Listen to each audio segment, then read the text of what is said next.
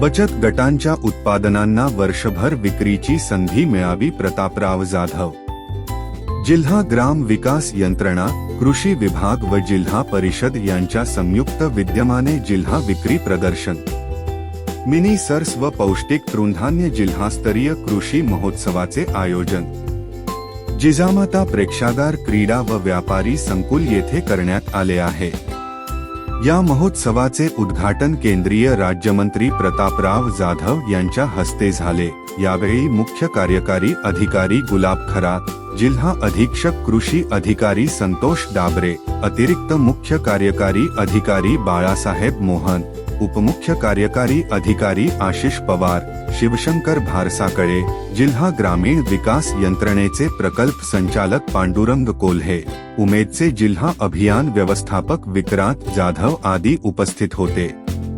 तर जिल्ह्यातील उमेद अंतर्गत महिलांनी मोठ्या प्रमाणात बचत गटातील प्रदर्शनी लावली असून त्या माध्यमातून लाडक्या बहिणीला लखपती करण्यासाठी नक्की या प्रदर्शनीला भेट द्या असे आवाहन जिल्हा ग्राम विकास यंत्रणा बुलढाणा यांनी केले आहे.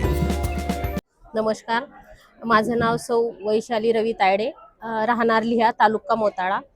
आम्ही उमेद अभियानामार्फत उमेद महाराष्ट्र राज्य ग्रामीण जीवनोन्नती अभियान ह्या बचत गटाच्या महिला आहोत आणि आम्ही राजमाता प्रदर्शनी विक्री महोत्सव या ठिकाणी आम्ही स्टॉल लावलेला आहे.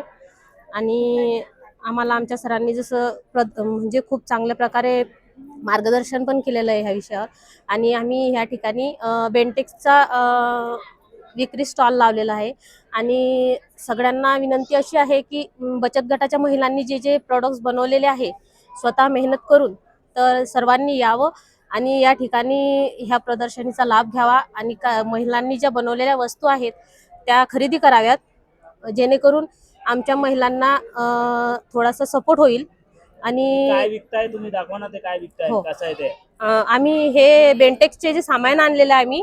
आता आजकाल महिला खूप अशा आहेत की सोन्याचे भाव वाढलेले आहेत, तर महिला सोनं वगैरे जसं कमी खरेदी करतात. आणि हे बेंटेक्सचे असे आहेत की जेणेकरून याची पॉलिश जात नाही. आणि हे 2 वर्षाची याची गॅरंटी आहे. 2 वर्षाची याची गॅरंटी आहे. तुम्ही कसंही वापरा गरम पाण्याने सुद्धा, तरी समजा हे खराब होत नाही. काय आव्हान राहणार आहे? आव्हान असं आहे सर की सगळ्यांनी जसं यावं आणि ह्या स्टॉलला भेट द्यावी, जेणेकरून तुम्हालाही कळेल की महिलांनी जे केलेले आहे काम, जसं ते स्टॉल लावलेले आहे ते कशा प्रकारे वस्तू बनवलेल्या आहे मेहनत करून. बस माझं सगळ्यांना एवढं आव्हान आहे की तुम्ही इथे बुलढाण्याला यावं आणि ह्या विक्री स्टॉलला भेट द्यावी.